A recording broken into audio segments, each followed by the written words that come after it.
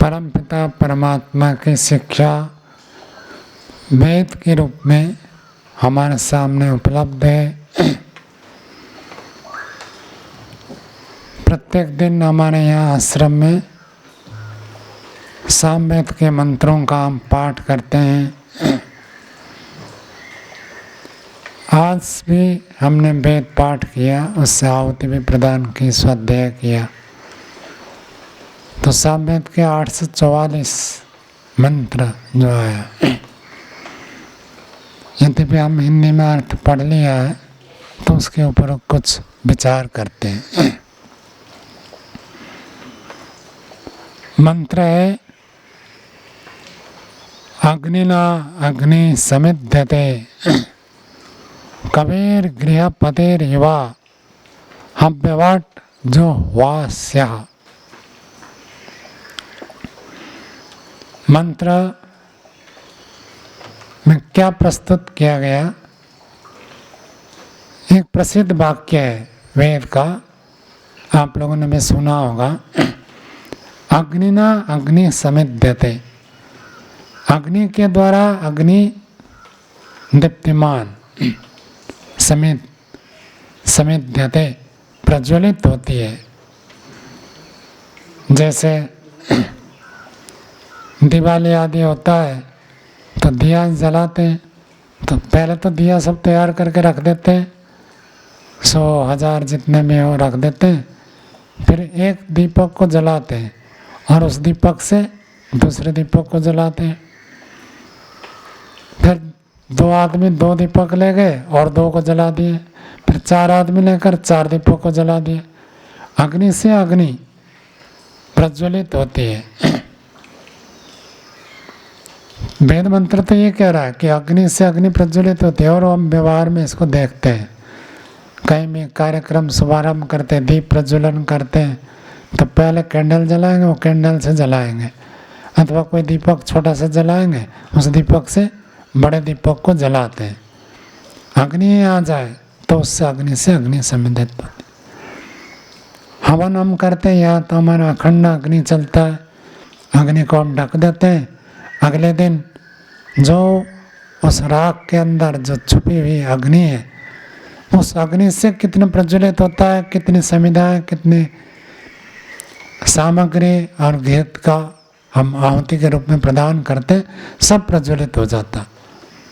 छोटा सा थोड़ा सा भी हो तो भी वो प्रज्वलित होने में समर्थ है। इसी बात को प्रस्तुत किया जा रहा है। वेद मंत्र ये कहता है, हमारे जो पारंपरिक विधान है, यदि संस्कार विधि पढ़ेंगे तो अग्नि प्रज्वलित करने के लिए पहले क्या होता था, ब्राह्मण के घर से अग्नि लाते थे, फिर अग्नि कुंड में अग्नि को प्रज्वलित करते थे। तो महर्षि ने यही लिखा है कि किसी ब्राह्मण आदि के घर से अग्नि लेकर आए और उसको प्रज्वलित करें। अथवा क्योंकि उस समय माचिस हो गया था तो महर्षि ने माचिस का भी लिखा, माचिस जलाकर दीपक जलाए और कपूर से फिर अग्नि का आधान करे। ये विधान है। प्राचीन काल में ऐसे माचिस की व्यवस्था नहीं थी, नहीं होगी, तो घर में अग्नि हमेशा जलती रहती थी। जो पुराने लोग बैठे हैं, आपको यदि पता हो, चूल्हे जो जलाते थे, उस चूल्हे में कंडे भी जलाते थे, तो कंडे के जो राख है उसके अंदर अग्नि बहुत देर तक रहती है। तो वो राख को ऐसे ही ढक देते थे, फिर उसको थोड़ा हटाते थे, फिर फूंक मारने के लिए एक नली होती थी, उस नली से फूंक मारते थे तो थोड़ा जल जाता था। कुछ कागज़ लगा दिया, कुछ और लगा दिया, पतले पतले समिधाएँ होती, लकड़ियाँ होती, तो उसको लगा दे तो जल जाते थे।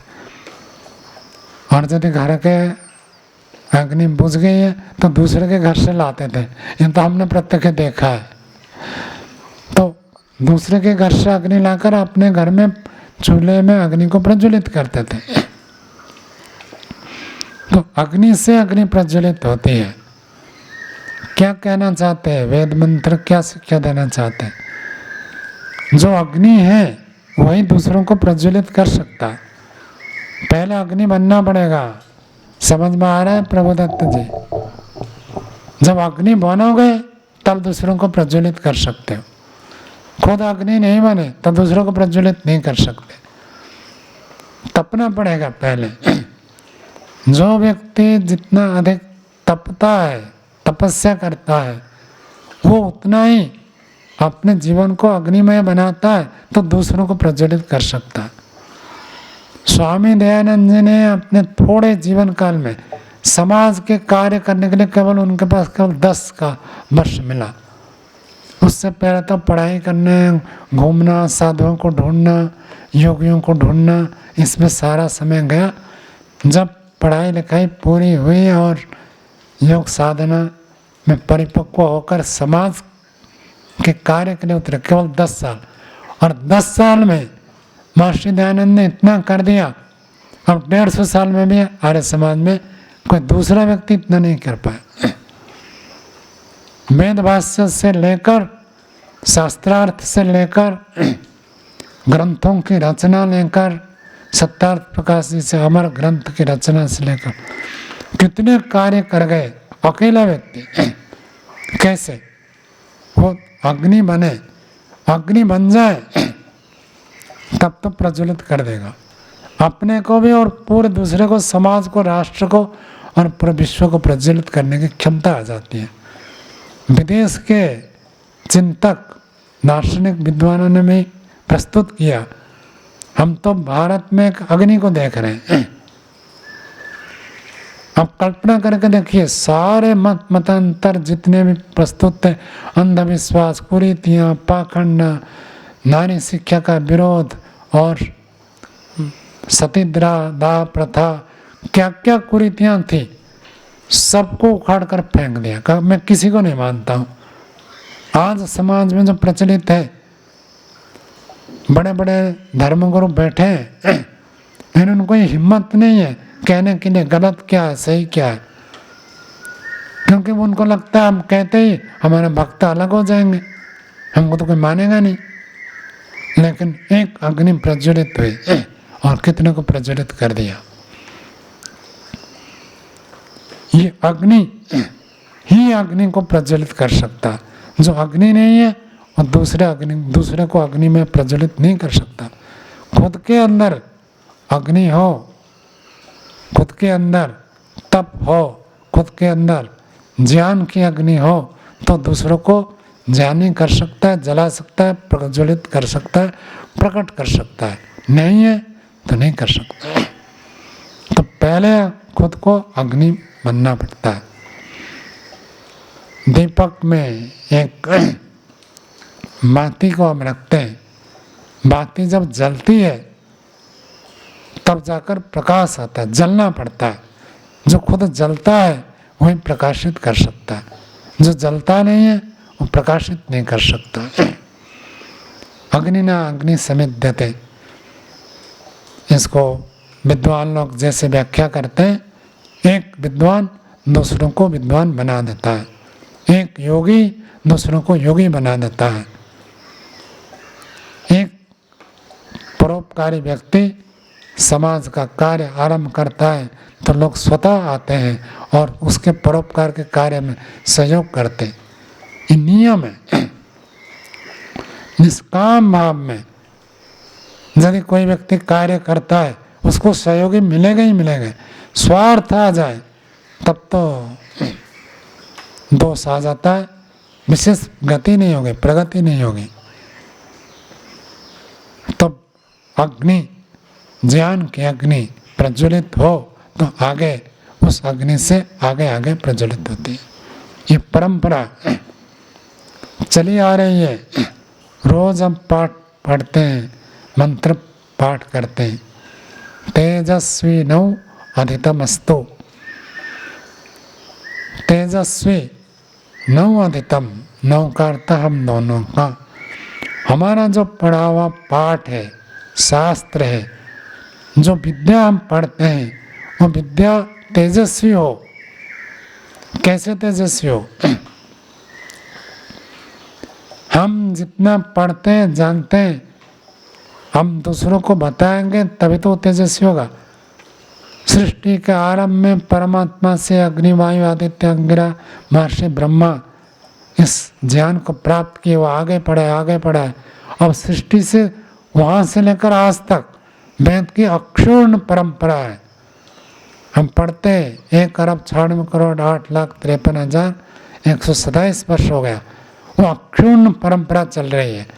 वही वेद तब भी था और वही वेद आज भी है। वेद की परंपरा लुप्त तो नहीं हुई है, बीच में खंडित नहीं हुआ, लोप हो गया, दूसरा नया बना दिया गया, ऐसे नहीं है। जो वेद सृष्टि के आरंभ में ऋषियों को प्राप्त हुआ था वही वेद आज भी है। क्यों? लोगों ने अग्नि जैसे तपा है। आज भी व्यक्ति पूरे चारों वेदों को याद करते हैं, और यदि वेद पुस्तक के रूप में होता तो पुस्तक को तो कितने जला दिए, नष्ट कर दिए, भ्रष्ट कर दिए। पुस्तक के रूप में होता तो आज हमको नहीं मिलता। लोगों ने उसको स्मरण किया था। सारे शास्त्र हमारे ऐसे ही है, सबसे ऊपर है वेद और सबसे नीचे प्रारंभिक होता है वन्नोच्चारण शिक्षा। सब लोग कंठस्थ करते थे, अष्टाध्यायी कंठस्थ, योग दर्शन कंठस्थ, न्याय दर्शन कंठस्थ, सब स्मरण ऐसे स्मरण करते थे ताकि वो परंपरा बनी रहे। तो विद्या की जो रुचि होती थी लोगों में, वही विद्या को आगे आगे बढ़ा। आज तक की विद्या आई कैसे? परंपरा से। तो गुरुजी हमको पढ़ाते थे तो कहते थे, देखो मैंने अपने गुरुजी से पढ़ा था और मैंने 20-40 ब्रह्मचारियों को, विद्यार्थियों को पढ़ा दिया, मेरा काम तो हो गया। अब आप लोगों को पढ़ाना है, इतने इतने व्यक्तियों को आपको पढ़ाना है। और यदि नहीं पढ़ाएंगे तो आपके ऊपर कर्जा रहेगा, ऋण रहेगा। तो हमने प्राप्त किया तो हमारा कर्तव्य होता है हम आगे उसको बढ़ाएं। जो व्यक्ति पढ़ा सकता है वही पढ़ाए। क्या बताया प्रबोधक जी? क्या बताया? जो व्यक्ति पढ़ा सकता है वो पढ़ा। उन्होंने ठीक पढ़ा है। जो पढ़ा नहीं सकता इसका मतलब उन्होंने ठीक नहीं पढ़ा। गृहस्थ भी पढ़ाते थे, ब्राह्मण भी पढ़ाते थे, क्षत्रिय भी पढ़ाते थे, वैश्य भी पढ़ाते थे। स्वामी दयानंद जी ने कहा प्राचीन ग्रंथों में भी है, ये तीनों ब्राह्मण क्षत्रिय वैश्य तीनों उपनयन कर सकते हैं, वेदारंभ करके पढ़ा सकते हैं। इसलिए इनको द्विज कहा जाता था। विद्या के गर्भ से वो पैदा होते थे, तो पठन पाठन की परंपरा चलती थी।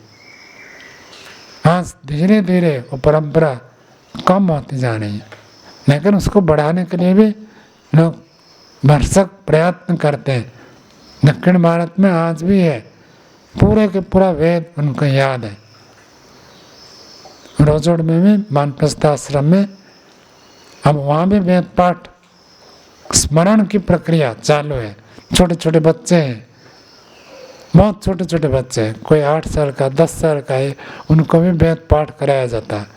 पूरा वेद याद करता है। छोटे बच्चे ही अच्छा याद करते हैं, बड़े होने के बाद तो कठिन होता है, कोई कोई अपवाद में करते हैं, नहीं तो छोटे बच्चे बहुत अच्छा याद करते हैं। उदात्त अनुदात स्वरित स्वर के सहित याद करते हैं। उदात्त ऊंचा होता है, स्वरित समार होता है, अनुदात नीचे बोलते हैं। तो वेद मंत्र में बहुत अर्थ, जैसे हम शांति पाठ करते हैं, वहाँ वाक्य हम पढ़ते हैं सा माँ शांति रेधि, तो माँ वहाँ अनुदात है, अर्थात नीचे बोलना है। और माँ यदि ऊंचा बोलेंगे उसका अर्थ था निषेध, माँ करो मत करो। माँ कह दिया तो वो निषेध अर्थ हो जाएगा, और माँ अनुदात करके बोला तो उसका अर्थ होता है मुझको, मुझको वो शांति प्राप्त हो। और यदि हम माँ को ऊंचा बोल दिए तो प्राप्त ना हो, ये अर्थ आ जाएगा। तो कितना उसमें अंतर हो जाता है। तो पुस्तक विद्या की रक्षा नहीं कर पाएगी, व्यक्ति उसको रखते हैं। एक व्यक्ति शास्त्र को पढ़ता है तो 50 साल तक वो सुरक्षित रहता है, अगले पीढ़ी तक आ जाता है। तो पीढ़ी पर पीढ़ी ये चलती रहती है। तो विद्या को ऐसे पढ़नी चाहिए कि जितना ज्ञान मुझे प्राप्त हुआ उतना ज्ञान दूसरे को मैं दे सकता हूँ, संप्रेषित कर सकता हूँ। अब दूसरा व्यक्ति उसको आगे बढ़ाए तो एक अलग बात है। अग्नि ना अग्नि समित देते, अग्नि के द्वारा ही अग्नि प्रज्वलित होती है। मंत्र तो ऐसे कह रहा कि परमात्मा परम अग्नि है, उस परमात्मा से ही ज्ञानी व्यक्ति कबीर, अग्नि ना अग्नि समित देते, कबीर गृह पतिर युवा, कवि का अर्थ था विद्वान। तो परमात्मा तो अग्नि स्वरूप है, परमात्मा तो ज्ञान का भंडार है, परमात्मा तो विद्या का आदि मूल स्रोत है। उस परमात्मा से प्राप्त कौन कर सकता है? कवि। कवि का अर्थ होता है क्रांतदर्शी, जो विद्वान है, बुद्धिमान है, ज्ञानी है, केवल वही व्यक्ति परम अग्नि से अपने जीवन को प्रज्वलित कर सकते। गृहपति घर का जो स्वामी है, घर का स्वामी होकर भी परमात्मा से ज्ञान को प्राप्त कर सकता है। युवा, जो आत्मज्ञानी होता है वो जानता है आत्मा कभी बूढ़ा नहीं होता है। क्या मुनि जी, लगता है आपको मैं बूढ़ा हो गया और नहीं लगता है? क्या लगता है? शरीर तो बूढ़ा होगा, इसमें तो कोई संदेह है नहीं, पर मैं तो कभी बूढ़ा होता ही नहीं। अच्छा। शरीर बूढ़ा होगा। तो कबीर गृहपतिर युवा, युवा आत्मज्ञान जब हो जाता है वो कभी अनुभव नहीं करता मैं बूढ़ा हूँ। आत्मज्ञान न होने पर व्यक्ति अनुभव करता है कि मैं बूढ़ा हूँ। कभी कहिए, ज्ञानी कहिए, वो गृहपति युवा है। हव्यवाट इस अग्नि को भी कहते हैं, क्योंकि हव्य, हवन में जो पदार्थ हम देते हैं उसको कहते हैं हव्य। जैसे हम बहुत प्रत्येक दिन यहाँ शिष्टकृत अन्न भात की आहुति हम देते हैं, तो ये जो भात की आहुति देते हैं वो हव्य पदार्थ, हविष द्रव्य कहते हैं उसको। ये जो हविष द्रव्य है, हविषा विधेम, हवि का अर्थ हवन में दिए जाने योग्य पदार्थ। ये जो पदार्थ, ये जो द्रव्य हम आहुति देते हैं, इसको जो बांध करके लेता है हव्य बाट। जुहू आस्या, ये जो अग्नि है, ये मुख है, इस मुख में जब हम आहुति देते हैं ये बांध करके ले जाता है। तो शास्त्र में ऐसे बताया गया, अग्निर्वै देवानां मुखम, अग्नि जो है देवताओं का मुख है। जैसे शरीर के किसी भी अंग में कोई रोग होता है तो हम औषध लेते हैं तो मुख से ही लेते हैं। दर्द पैर में है लेकिन दवाई खाते तो मुंह से खाते हैं। दर्द आँख में है, दवाई लेते हैं मुंह से लेते हैं। किसी भी अंग में कोई कष्ट हो, पीड़ा हो, रोग हो, चमड़े में कोई स्किन डिजीज हो गया तो भी दवाई कुछ तो लगाने का होता है और कुछ खाने का होता है, तो मुख से लेते हैं। क्योंकि मुख में ऐसी शक्ति है, सामर्थ्य है, उसमें जो भी देंगे वो प्रत्येक अंग प्रत्यंग तक पहुंचा देता है और जहाँ पहुंचाना है वहीं पहुंचेगा। आँख के लिए दवाई लेते हैं तो हम दवाई लेते हैं, दवाई तो पेट में गया लेकिन काम करेगा जाकर आँख में। कान खराब है उसके लिए दवाई नहीं है, औषध तो पेट में जाएगा लेकिन पेट से वो जाकर पहुंच जाएगा। पेट में भी एक अग्नि है। कौन सी अग्नि है? जठराग्नि। जिसके जठराग्नि तीव्र है उसको रोग नहीं होते, कम होते हैं। अग्नि के मंद होने से रोग उत्पन्न होते हैं और अग्नि तीव्र है तो रोग कम होते हैं। तो अग्नि की इतनी महिमा है, अग्नि को जो भी देते हैं वो सबको बांट देता है और जिसको जरूरत है वहाँ पहुँच जाता है। तो महर्षि दयानंद तो प्राचीन परंपरा, ऋषि परंपरा को बहुत ही आदर करते थे। उन्होंने कहा भारतवर्ष धन धान्य से परिपूर्ण था क्यों? उन्होंने कहा घर घर में हवन हो रहा था, इसलिए भारतवर्ष में सब लोग धन धान्य से परिपूर्ण थे, सब संपन्न थे, सब सद्विचार से युक्त थे। आज भी यदि घर घर में हवन हो तो भारत पुनः उस स्थिति को प्राप्त कर सकता है। ये महर्षि का उद्गार है, उनके अंदर ऐसे भाव है। ये अग्नि सामान्य अग्नि नहीं है, अग्नि के अंदर इतनी शक्ति है, सामर्थ्य है, वो कर देता है। मीमांसा दर्शन में तो ऐसे यज्ञों का वर्णन किया गया, राजा बनना है तो भी यज्ञ करो, और राज्य का विस्तार करना है तो यज्ञ करो, यज्ञ से राज्य का विस्तार होगा। उस समय संपत्ति पशु संपत्ति होती थी, पशु को प्राप्त करना है तो यज्ञ करो, विशेष यज्ञ, उससे पशु की प्राप्ति होगी। इंद्रियों को बलवान करना है तो यज्ञ करो, विशेष यज्ञ, उसमें दही की आहुति देते हैं। इंद्रिय कामा दधना जो होती, जो इंद्रियों को बलवान करना चाहता है वो दही की आहुति दे, उसका अलग विधान है। दूध की आहुति होती है, दही की आहुति होती है, भात की आहुति होती है, और विभिन्न प्रकार के औषधियों से आहुति देते हैं तो विभिन्न प्रकार के लाभ होता है। तो ये अग्नि, भौतिक अग्नि में हमारा जीवन के लिए कितना उपयोगी है, सारे प्रयोजन को इस अग्नि से सिद्ध कर देते थे। शत्रु के ऊपर विजय प्राप्त करना है तो यज्ञ से करते थे, और अपने जीवन को उत्कृष्ट बनाना है, देवयाजी से आत्मयाजी बनना, यज्ञ करते करते, देवयजन करते करते आत्मयाजी बन जाते थे। मतलब अभ्युदय की प्राप्ति भी यज्ञ से और निःश्रेयस की प्राप्ति भी यज्ञ से, प्रत्यक्ष से और परोक्ष से। ऐसे ये यज्ञ की परंपरा।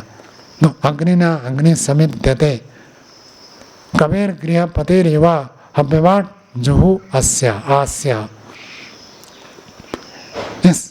ये अग्नि जो है मुख्य है, इसमें हमको हवन में आहुति देना चाहिए और उस अग्नि को प्रज्वलित करते हैं। वेद मंत्र में ये कहता है कि हे अग्नि, आप प्रज्वलित हो और हमारे यजमान को प्रज्वलित करो। अग्नि खुद प्रज्वलित होती है, और जैसे अग्नि प्रज्वलित होती है ऐसे यजमान भी प्रज्वलित होता है, विकसित होता है, उसका यश बढ़ता है, उसका धन बढ़ता है, उसके सौंदर्य बढ़ता है, उसको स्वास्थ्य प्राप्त होता है, परिवार में सुख आता है, शांति आती है, जो यज्ञ करते हैं। तो अग्नि के द्वारा अग्नि को प्रज्वलित करे, प्रकाशित करे, श्रेष्ठ बनाए, अच्छा बनाए, हमारा जीवन अग्निमय हो, परम अग्नि तक पहुंचने के जो योग्य हो गया वो वास्तव में अग्नि है। ये अग्नि उस परम अग्नि के साथ जुड़ जाए तो समाज समिध्यते प्रकाशित हो जाता है, दीप्यमान हो जाता है। जैसे हम समिधा की आहुति देते हैं तो समिधा जब टोकरी में रहता है, समिधा को अलग से रखा है तो उसमें कोई दीप्ति नहीं है, कोई प्रकाश नहीं है, कोई उष्मा नहीं है। लेकिन वही समिधा जब अग्नि में डाल देते हैं और समिधा प्रज्वलित हो जाती है, प्रकाश भी आती है, उष्मा भी आती है, गति भी होती है। ऐसे ही उस परम अग्नि के साथ जब ये आत्मा अग्नि जुड़ जाता है तब वो समिध्यते प्रकाशित हो जाते हैं। ऐसे ही उपनिषद जब वेद की व्याख्या करते, वेद में कहा परम ज्योति रूप संपद्य स्वयं रूपेण अभिसंपद्यते। उस परम ज्योति को प्राप्त करके व्यक्ति स्वयं रूपेण अपने शुद्ध स्वरूप में अभिसंपद्यते प्राप्त होता है। जब तक परम अग्नि को प्राप्त नहीं करता है तब तक व्यक्ति अपने शुद्ध स्वरूप को जान ही नहीं पाता। परम अग्नि से, परमात्मा से, प्रभु से जब जुड़ता है तब जाकर अपने शुद्ध स्वरूप का बोध उसको होता है। इसी को वही कहा गया तज्जपस तदर्थ भावनम तथा प्रत्यक्ष चेतनाधिगम। परमात्मा का जप करेंगे तो शुद्ध स्वरूप का बोध होगा। जब तक परमात्मा का जप नहीं करते हैं तो अपने शुद्ध स्वरूप का बोध नहीं होता।